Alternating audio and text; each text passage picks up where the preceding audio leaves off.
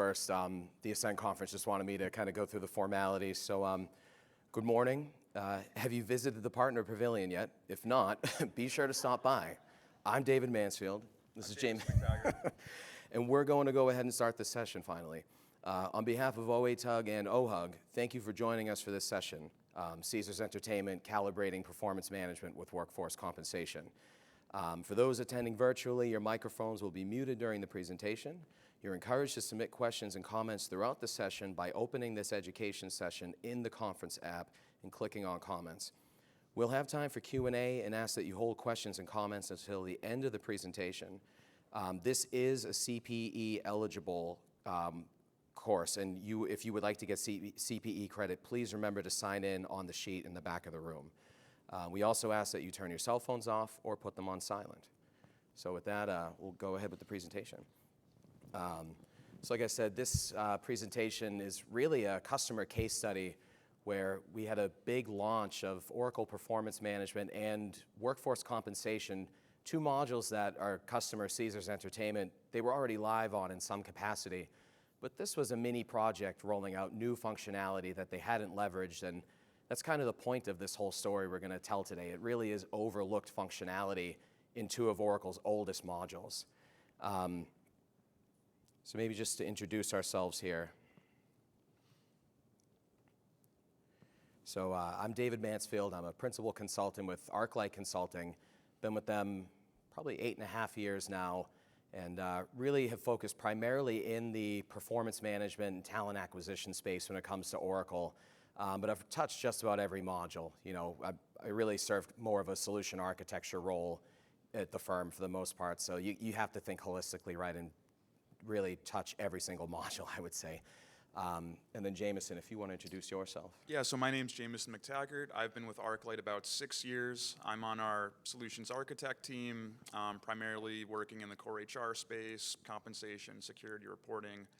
And the last 2 years, I've primarily been supporting Caesars Entertainment in a core HR compensation role.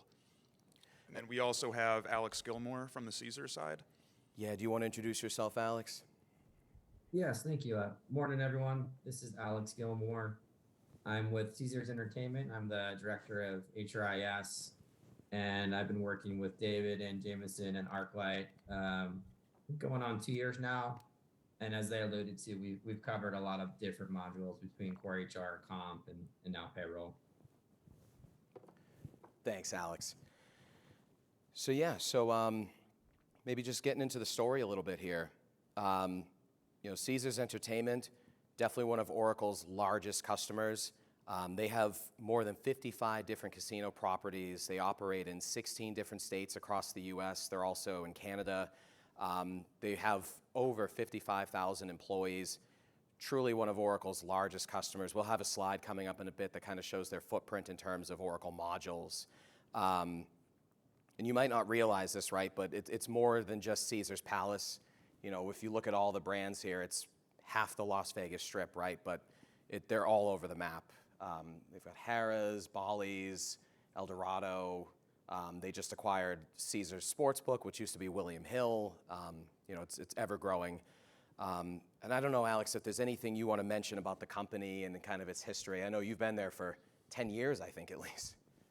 Yeah, just a little over 10 years. I think you summarized it well. The only thing I would add is you can see that we're across different geographies, but we're also across different regions. So the way Las Vegas operates is different than, let's say, Tunica, Mississippi. So we really try to, as we implement these projects, try to standardize processes, but also leave things open for our regional properties to do what they need to do. Very good point. So maybe diving into all things Oracle a little bit. Caesars went live with Oracle Cloud initially in 2017. And since then, they've really grown quite a bit, right? They have almost all the modules that you'd expect to have live in the core HR side, but they also have ERP as well.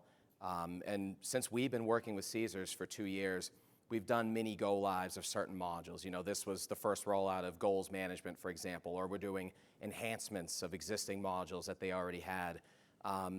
This might be a good opportunity for you, Alex, maybe to mention kind of the journey from 2017 to now, if there's anything that comes to mind. Definitely. It has been a journey. As you mentioned, we went live initially in 2017, and we did that with Oracle Core HR. And at that point in time, we actually went live with Taleo. About a year and a half, 2 years later, we implemented Oracle Recruiting. And then from that point forward, since about 2021, 2022, we really shifted our focus to the other talent modules. And obviously, that's what we're going to talk about in more detail today. But in parallel to that, we are also implementing payroll. So we're live with Oracle Payroll for about a third of the company at the moment, and we're working to get the remaining 2/3 done by the end of the year. Yeah, as you can imagine, rolling out payroll for that many different legal entities takes forever, right? You know, you do baby steps with it, but it's moving along, right? Absolutely. We're getting close, so we're very excited about that piece. I'm sure.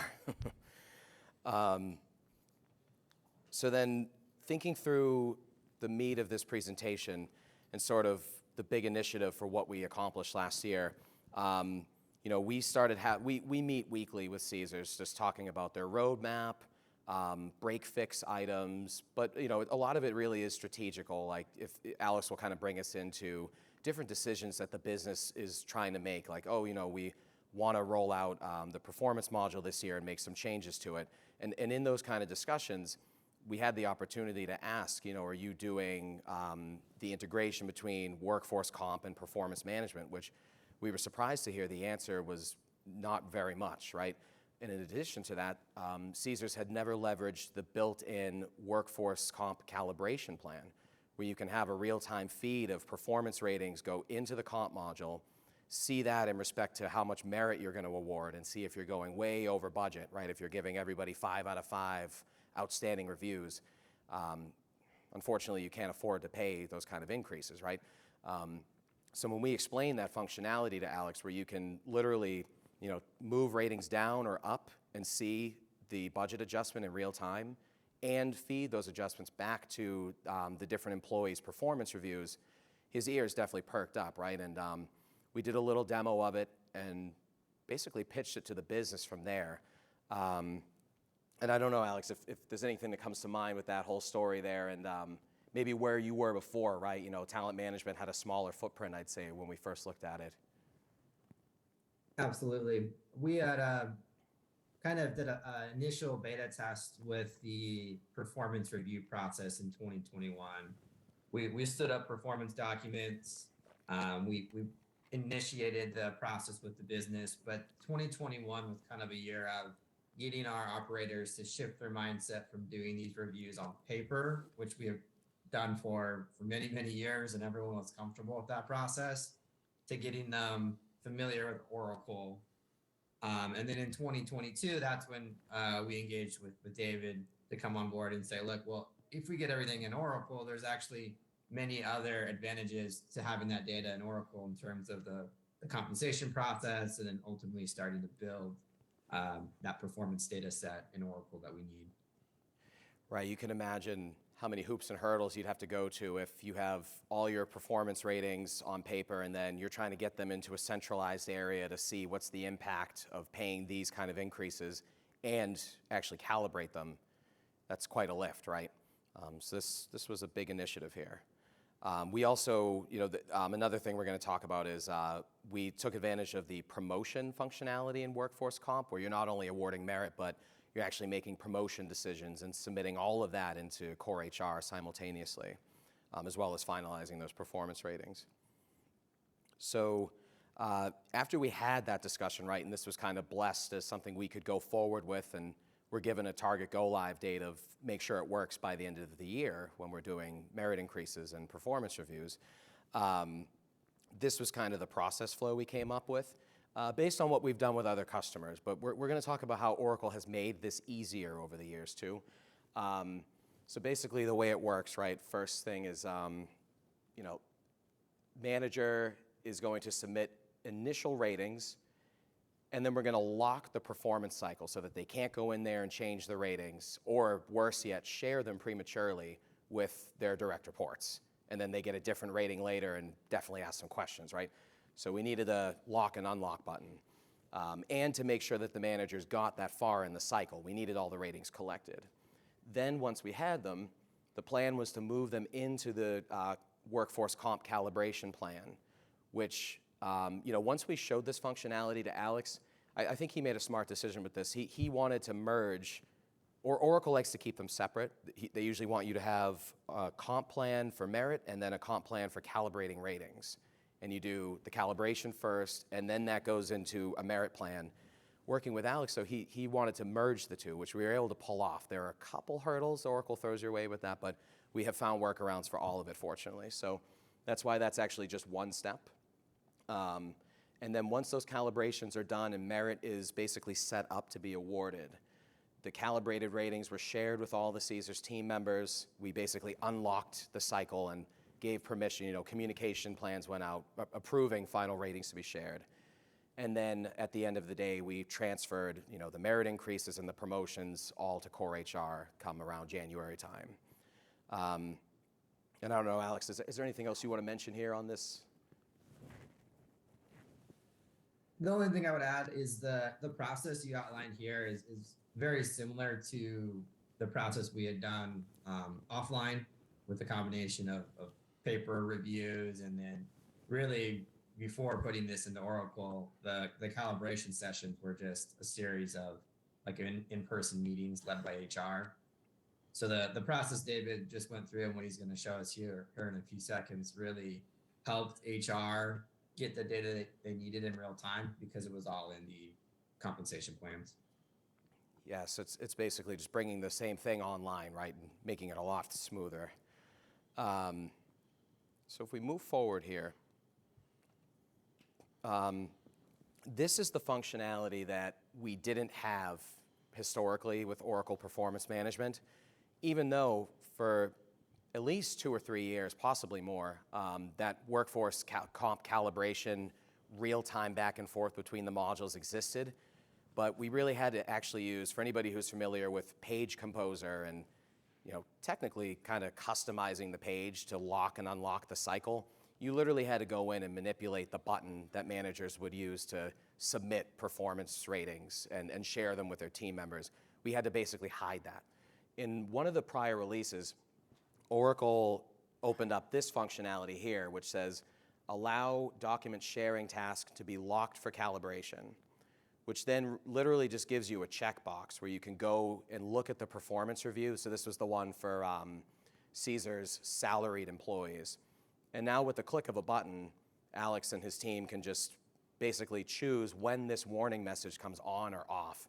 And it's not just a warning message, it actually truly locks the review. So the managers can't just go in and try to share this rating where they're going to give Meg Fitzsimmons 5 out of 5. The business wants to vet if that's true and really look at that first before that rating slips through the cracks. So this definitely made that a lot easier. I know some clients went live before this came out, so this might definitely be worth taking a look at if you did, and you're doing this process, right? In addition to that, Caesars took this opportunity to build an additional performance template for their hourly employees where they didn't give them a self-review, which is pretty common, I've found, having done loads of performance and talent management go-lives at this point. We do find that when you have a very large hourly population, not many of them are doing their own self-evals, but you still need to get them to sign off on the review at the end of the day. Maybe, I don't know, quick show of hands, if anybody is in the same situation, is there anybody who, I'd say the majority probably don't have hourly reviews doing self-evaluations, right? Yeah, I see some heads nodding here. It's very common. We also did not have them using the goals module. We made it so only salaried employees at Caesars were using the goals module. And there's a good way to slice and dice the population that way. And then also, we took this opportunity to introduce a 5-point rating scale. Before that, Caesars was using a 3-point. When you do that, you want to be really careful. You don't want to go in there and just overwrite the prior rating scale because that actually will destroy historic data. So you want to handle that with care, set it aside and leave it preserved.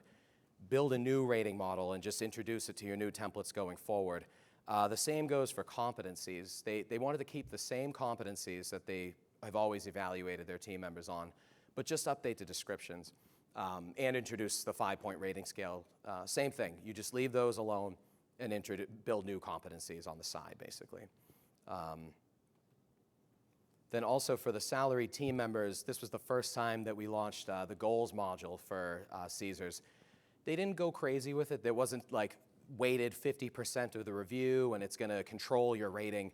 It was really just there to inform the overall rating. There wasn't even a rating drop down for the manager to say, oh yeah, you achieved this goal, great job, 5 out of 5.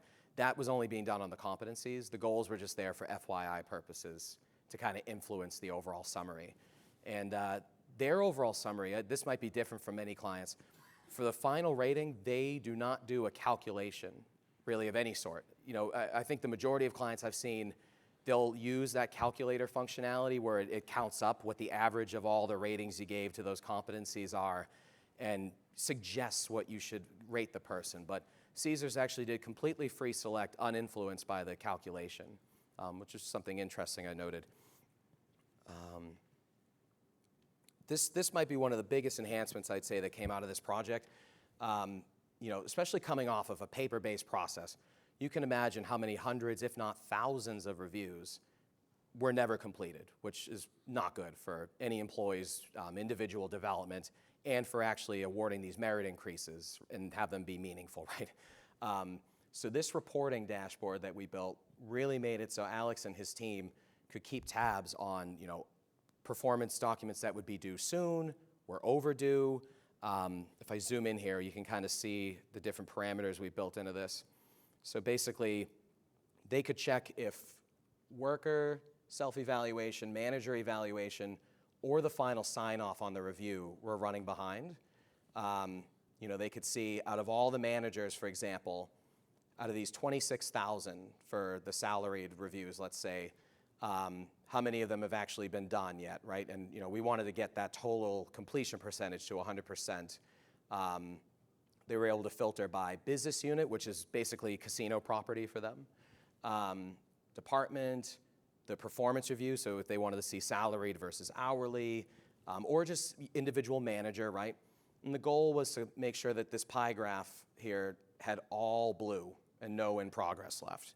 And then if they needed to get down to the nitty-gritty and see individual stragglers, right? They could come down to this table here and they could see, you know, worker name, business unit they reported to, who their manager is, which actual task in the performance review they're stuck on, and if it's overdue. So this dashboard really helped the team keep tabs on all that. And I don't know, Alex, if there's anything you want to mention on this. I think this was well leveraged, though.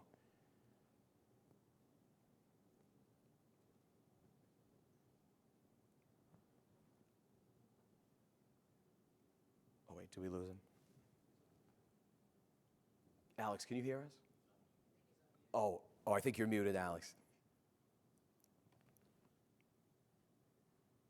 Sorry, David. Could you say that again? I couldn't hear you. Oh, yeah. Just wanted to see if you had any comments on this dashboard and how it kind of helped the team close out the cycle. Absolutely. I would say this dashboard helped our business partners more than anything. I mean, as you can imagine, trying to get 27,000 self-evals and manager evals done in a period of weeks is a lot of effort. So this is a tool that our business partners would use on really a daily basis as they send out communications to get the evals done. They held office hours and then ultimately used our training and comms team. So it was really a valuable piece of information in real time that we had never had before. Absolutely. So moving on, now kind of jumping into the compensation world a little bit. This was the visual that we wanted to achieve for the team.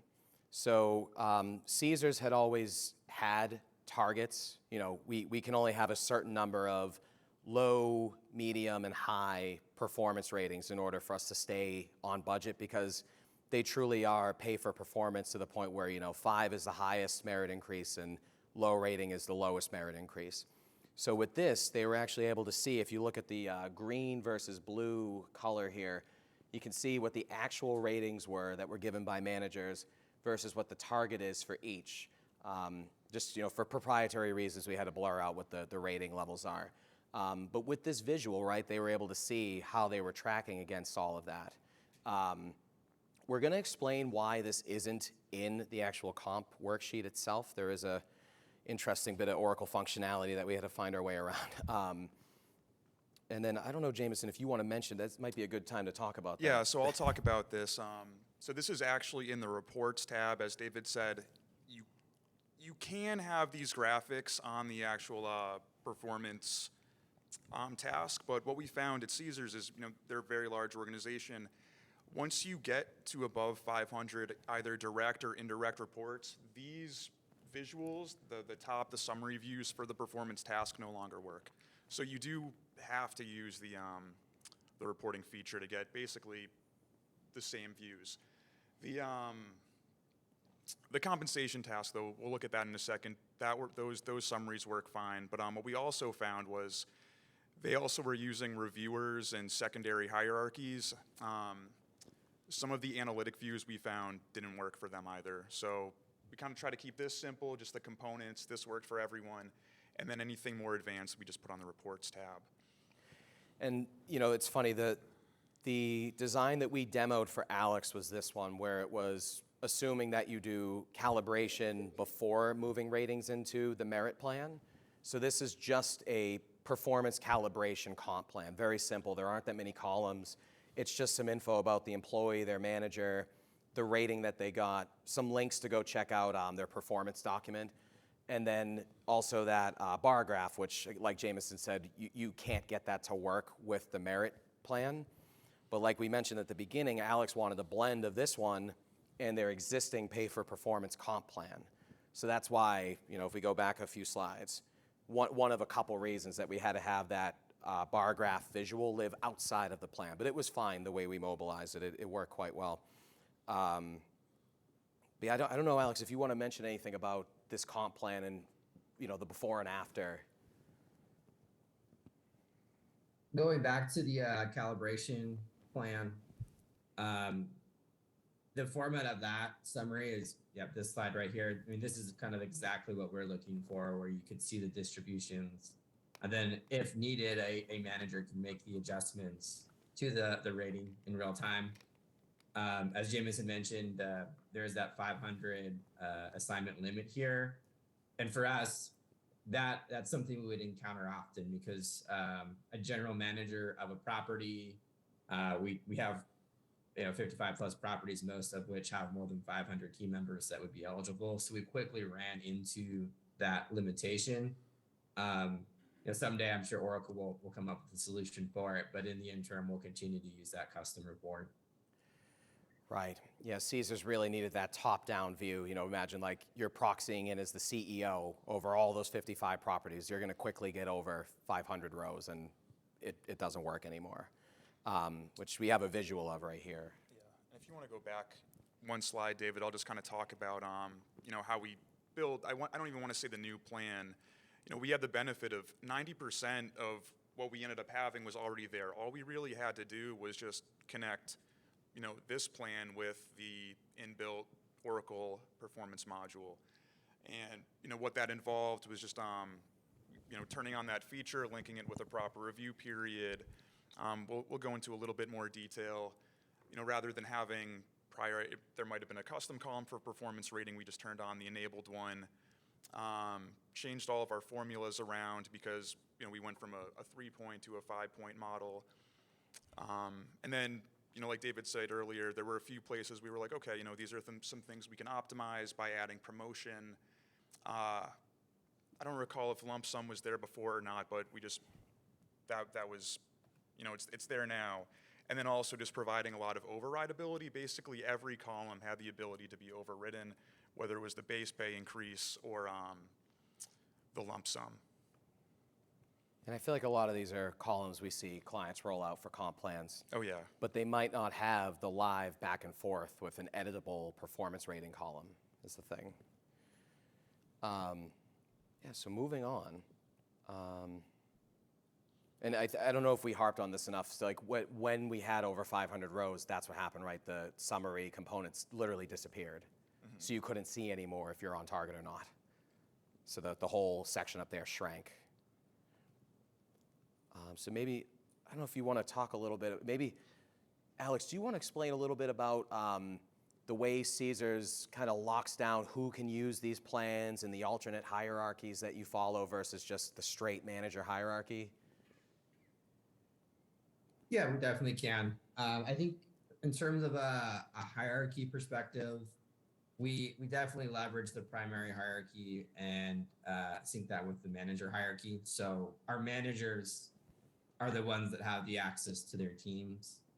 For this specific plan, we actually took it a step further and restricted access to certain levels of managers. So I believe we did like directors and above were the only managers that have the ability to access this specific plan, just because of the nature of what was in it. Makes sense. Yeah, and to do that, we basically just set up some role provisioning rules saying, okay, if I'm a line manager, and then we just added if it was a certain grade plus, they would just automatically get that CZR line manager compensation role, and that's how we controlled that piece. Yeah, that was a new role that got rolled out just for this, right? Correct. I don't think there was any functionality tied to it. It was just the ability to see the tile or the plan specifically. And then, And that approach has worked well across several different comp plans as well, especially with the auto provisioning that Jameson mentioned. good point. So now those managers, I'm sure they all have line manager, hiring manager, and then this compensation one as well, if you think about it. Yep.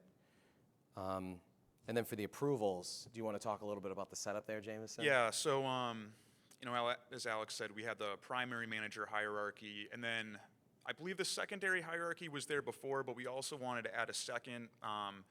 With the secondary, with any non-primary hierarchy, you can only have one person, where we found there were multiple HRBPs that may be responsible for a certain location. So to facilitate that, we just added a reviewer column.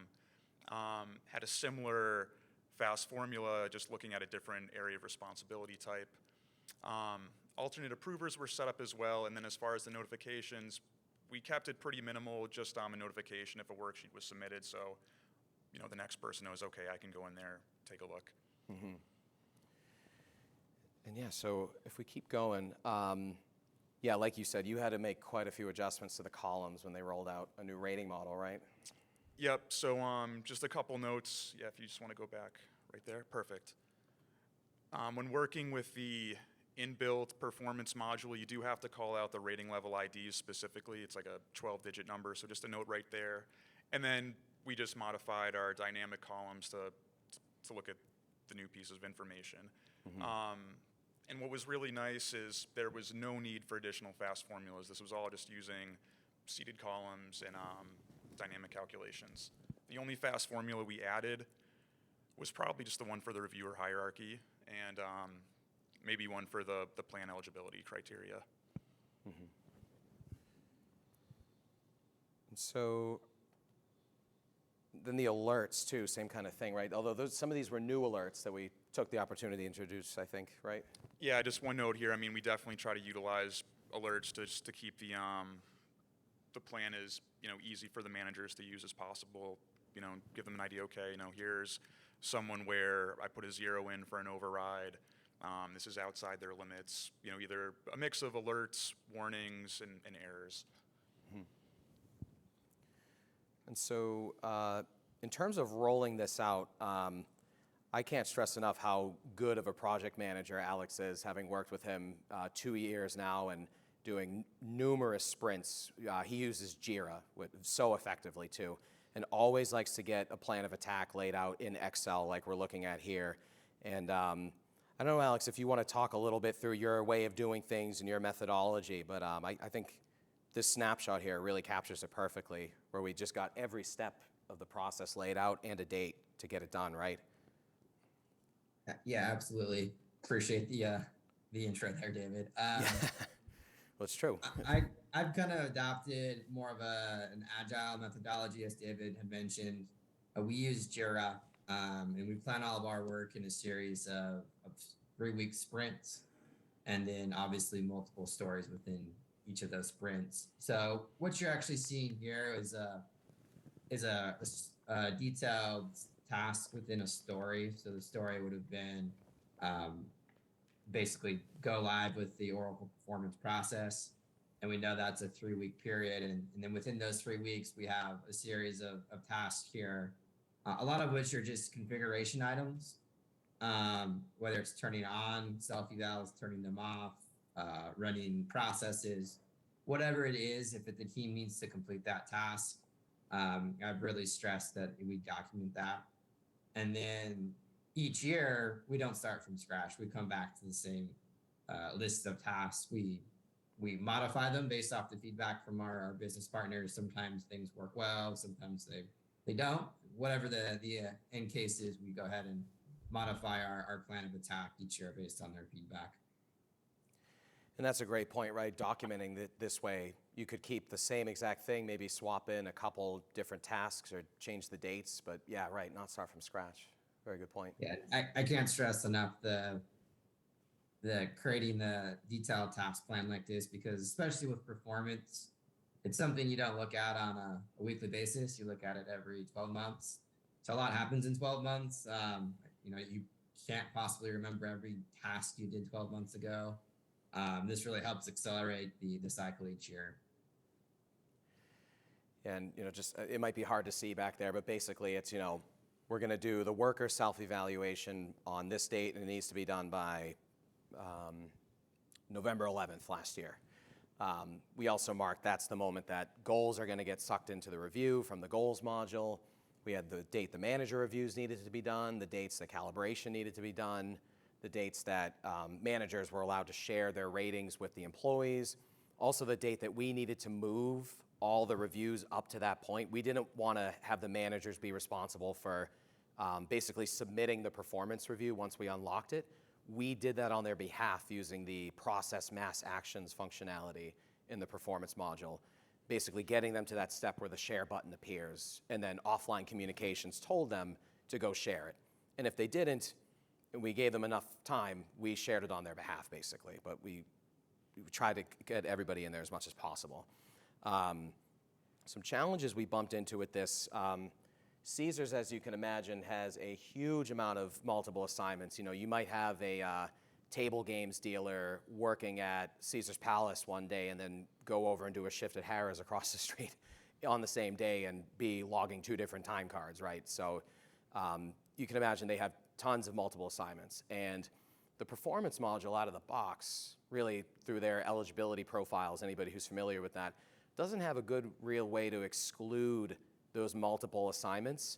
We actually found a nice way to do it without a fast formula, though, through Customer Connect, using user-defined criteria, where basically we were able to get a hold of that primary assignment field and almost have it treated as a DFF for anybody who's using Oracle Flex fields or user-defined fields, right?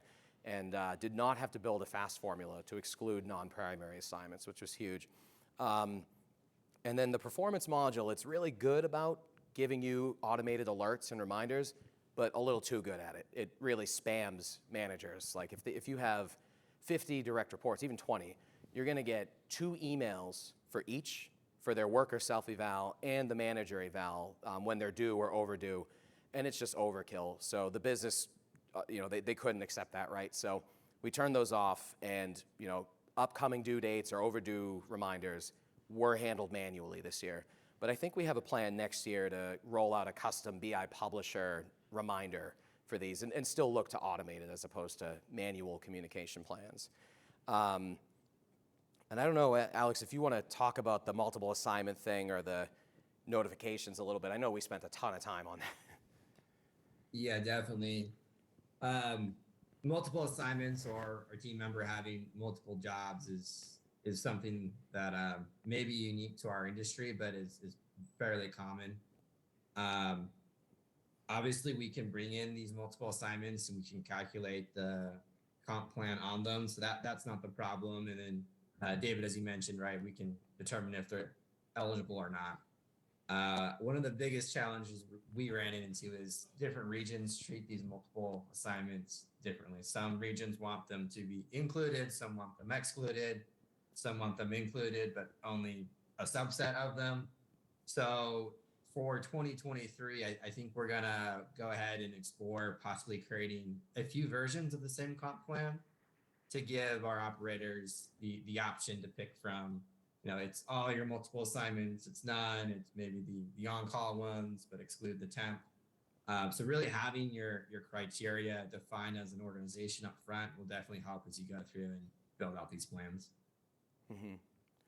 And then, Jameson, I think we harped on this a good amount, but with the access and approvals reporting, anything? Yeah, so I mean, the access and approvals, it wasn't like anything, of a gap in functionality. It was just a matter of identifying all of our locations, who the people were that should be responsible, and then just making sure they have the proper roles. And that was easy enough. That will work. I mean, the other true challenge really was just the reporting pieces, where there's no way at this point of getting around the 500 direct reports issue, and then additionally the errors we were experiencing, having certain analytics turned on for our reviewers and secondary hierarchy. I mean, hopefully it gets fixed in the future, but we were able to work around that by a mix of, we had the dashboard and then the reports on the other tabs. Right.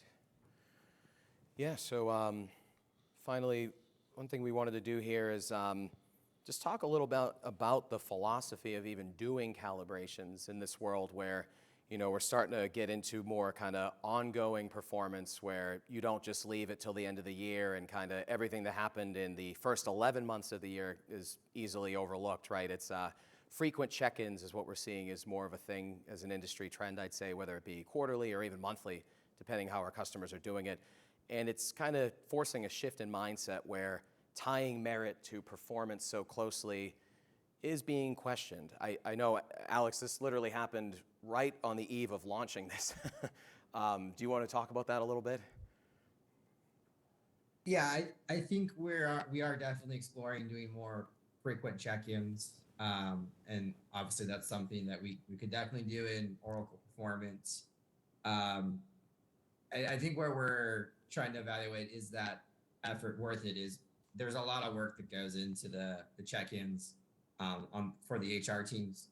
And we have the tools, as we just showed everyone, that we can report on the progress of the reviews, but getting an organization together, let's say quarterly, to go through a performance review check-in is definitely an effort that takes a dedicated team. So I think for 2023, we're probably going to continue down the same path, but I think in 2024, our talent development team is definitely going to explore the more frequent check-in.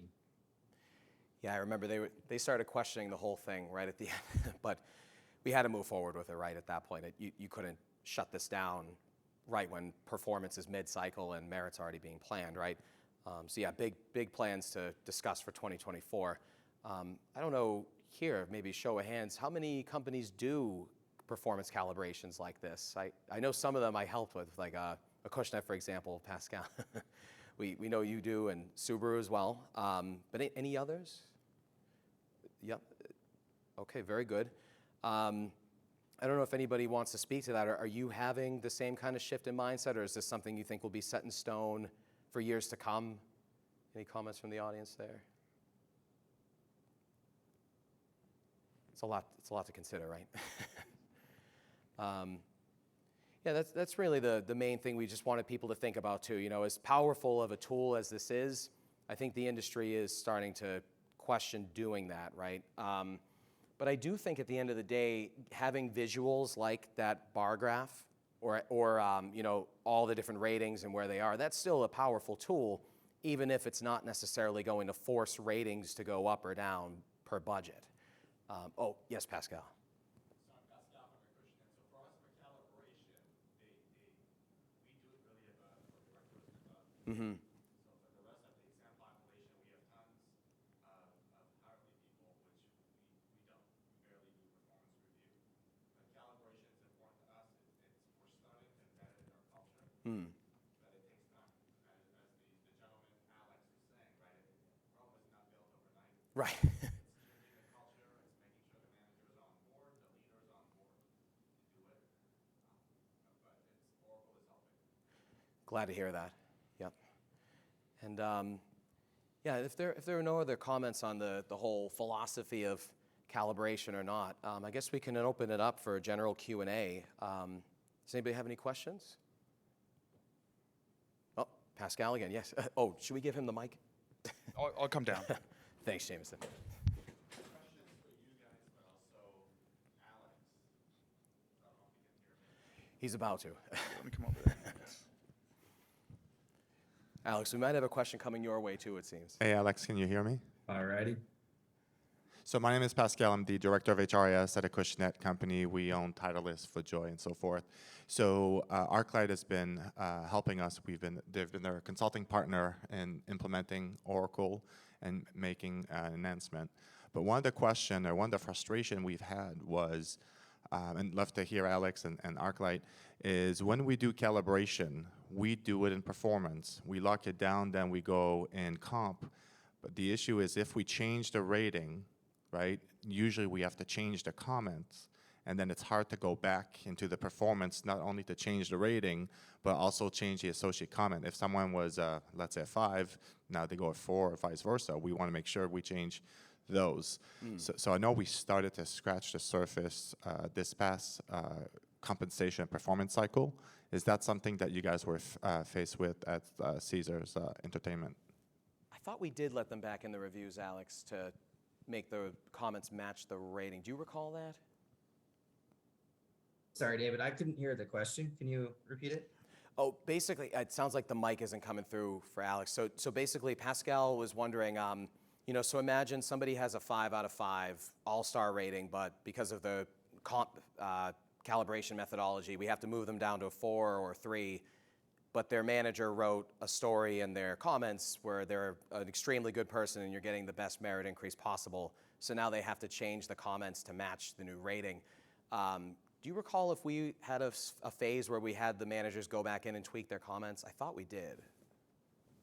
Yeah, we gave them the opportunity after the calibrations to go back and revise their comments before we opened it up for the managers to share for exactly that scenario there.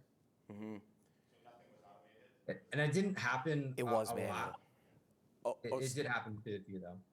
Sorry, say it again, Alex. It wasn't something that I think we saw happen frequently.